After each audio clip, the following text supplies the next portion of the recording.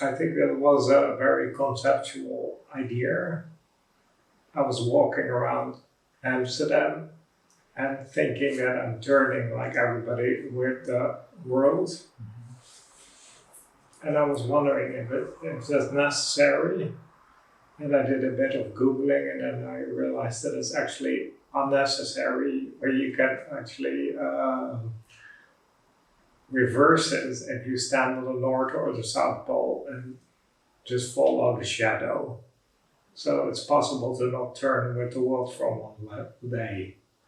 And then I decided to do it.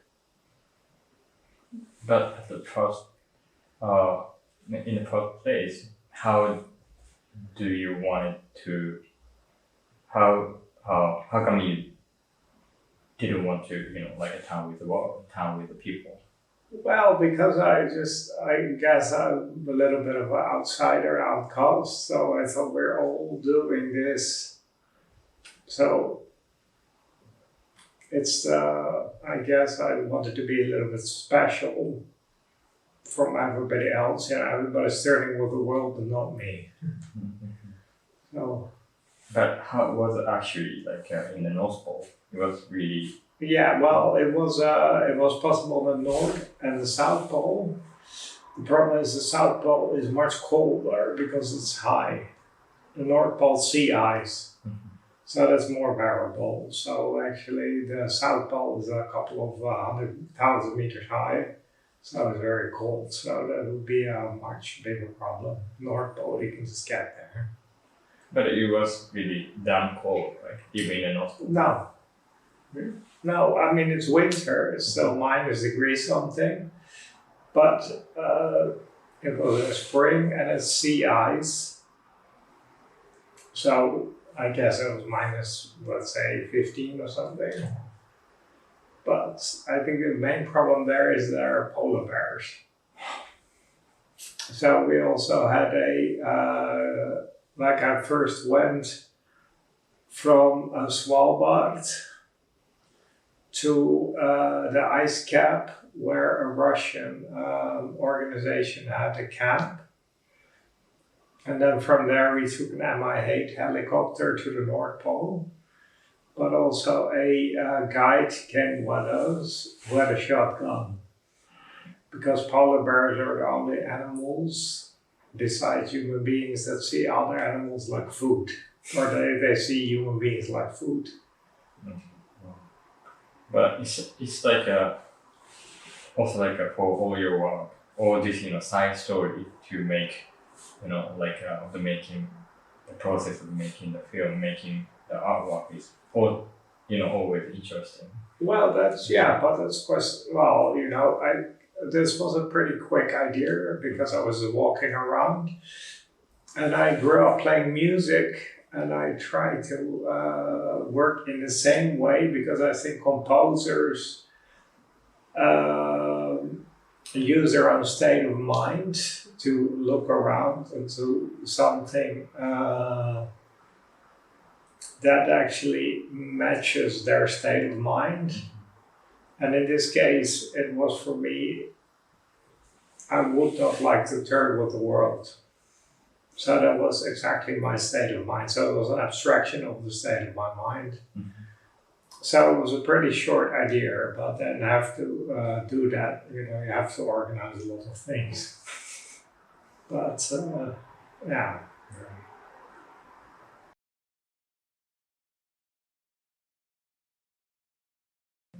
In a way, yeah. But I don't like to overdo it. But also in this. When I made this movie, I was in Rijksacademy Art postgraduate in Amsterdam. And a lot of fellow students were drinking a lot. But I also thought, well, if I have to stand on the North Pole for 24 hours, I'd rather be fit. Mm-hmm. So then I actually picked up running a lot. Oh. So it's like all the beginning. Well, yeah, I did a lot of sport when I was a kid, but when I was in art school, more partying and drinking. But then I thought, I realized I have to be fit, otherwise it's not going to happen. Mm-hmm. So I ran I remember I did a loop that I still do sometimes in Amsterdam. It's about 7.5 kilometers. So I did it daily. So then I became fit.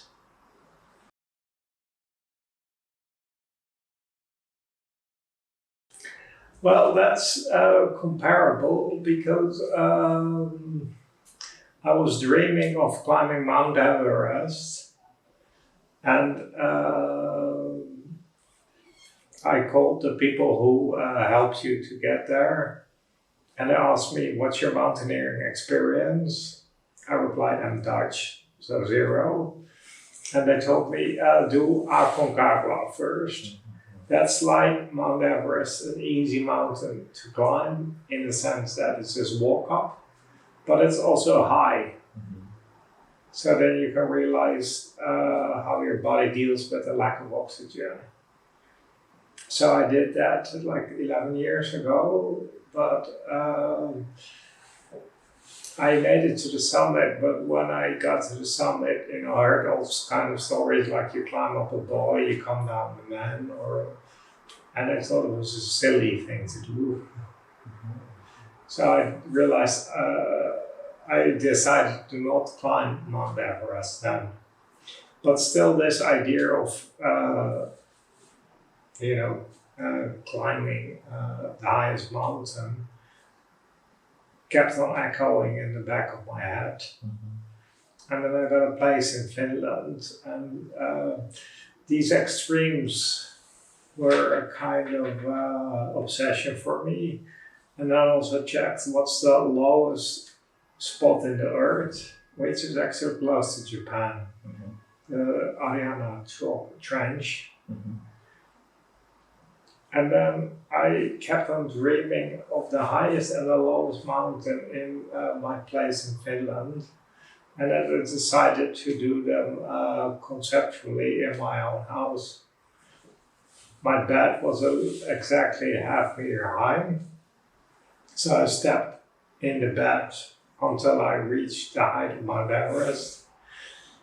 And I also put 0.5 meter water in the bathtub, and I kind of stepped until I reached the depth of the Ariana Trench. So, it was kind of a dream and then a visualization of what it would look like. So I think, of course I can't fool myself that I actually went there to both, but at least I tried.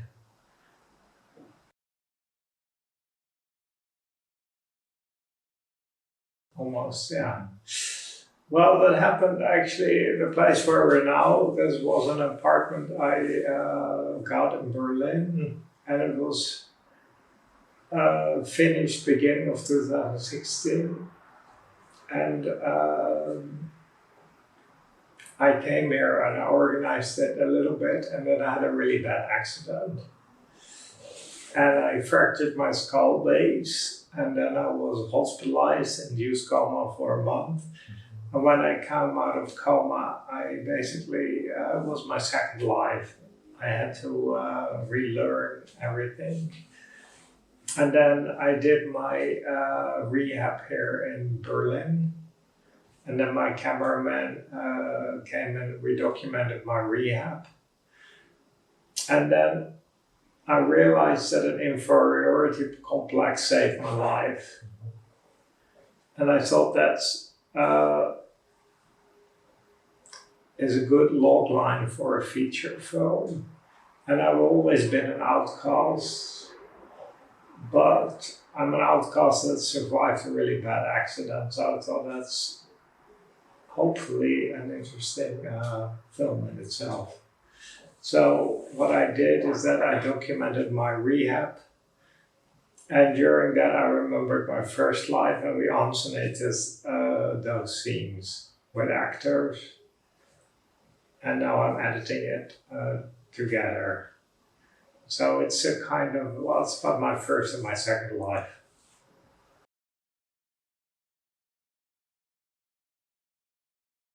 Yeah, well, it's owed to my father, because a lot of parallels, of course, he's my father. But he also went to the same art school where I went to in Amsterdam with his photo academy. And he had a stroke, which made him demented. And now I had a traumatic stroke. So I was kind of driving myself crazy that maybe it's going to happen to me too. And also, it's an autobiographic movie in a way, and he actually always had an 8mm camera, and he made like family journals. And that and his paintings are also used in the film as sidelines. And we actually, the finale of the film is on his grave in Papendrecht, where I grew up. So it's an ode to him. He's also being acted in the film. And then in some 8mm footage you see him, but we got an actor playing him when he was 18 and when he was 50 or something. It's also nice to actually honor him a little bit. In the movie sense. I was very. Then also you wrote music for. Yeah. Well, I wanted to be a pianist when I was a teenager, and then later I started to compose and orchestrate, and I also wrote all the music for the film. And for me, that made my rehab more bearable, because my partner brought my electric piano to the rehab institute, and I could sit behind it. She also got me a piano teacher because I lost all my skills when I came back. And I was sitting there composing music while I was doing my rehab. Also, the doctors came to my room and said, "This is the best recovery you can do." And I found it fun. And then also like how did you come up with the title of the? Oh yeah, well the film is called Number 18. The Breath of Life is the undertitle. Because I almost died in the process, and it's an ode to my father who died. So it's about life in general. Of course, a lot of things are, but this is about my vision of life.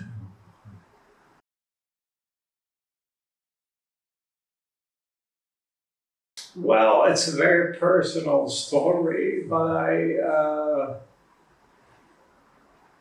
as a visual artist, I realized that my life only makes sense if I can touch people with my own experiences. So I hope that the film has universal qualities, but it's mostly showing me as an outcast. So I hope that people watch it maybe could recognize the fact that they were outcasts too. But of course, it's not for everybody, but well, we'll see. I hope that it's open and universal enough that people can take something out. And the music, of course, kind of brings you through the film. So I hope I don't waste people's time.